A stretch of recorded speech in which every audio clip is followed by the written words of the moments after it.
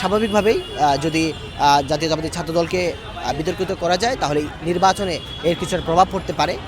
কারণ ডাকসুর দিক থেকে আসা একটি অভিযোগ জনমনে অবশ্যই গুরুত্বপূর্ণ প্রভাব রাখে। কিন্তু বাস্তবতা হচ্ছে তারা ডাকসুর ইতিবাচক ইমেজকে ব্যবহার করে জাতীয়তাবাদী ছাত্রদলের মাধ্যমে সারা বাংলাদেশে আগামী নির্বাচনে নেতিবাচক প্রভাব তৈরি করার জন্যই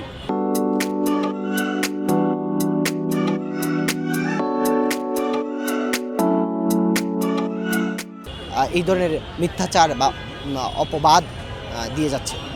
তথাকথিত ডাকসুর নেতারা তাদের ডাকসুর যে ইতিবাচক ইমেজ বাংলাদেশের মানুষের কাছে আছে সেই ইমেজটুকু ব্যবহার করে বাংলাদেশ জাতীয়তাবাদী ছাত্রদলকে কলুষিত করার অপচেষ্টা থেকেই গতকাল অপপ্রচার চালিয়েছে। কিন্তু বাস্তবতা হচ্ছে পুরো ঘটনার কোথাও চাঁদাবাজি তো দূরের বিষয়, কোনো অর্থ লেনদেনের কোনো বিষয় প্রকাশিত হয় না। এবং যারা ফেসবুক পোস্টের মাধ্যমে ডাকসুর সামনে ভিডিও প্রদর্শনের মাধ্যমে মানুষকে বিভ্রান্ত করতে চাচ্ছে, আপনারা জেনে অবাক হবেন তারা বিশ্ববিদ্যালয় প্রশাসনের কাছে কোনো অভিযোগ দেয়নি যে এখানে চাঁদাবাজি ঘটেছে।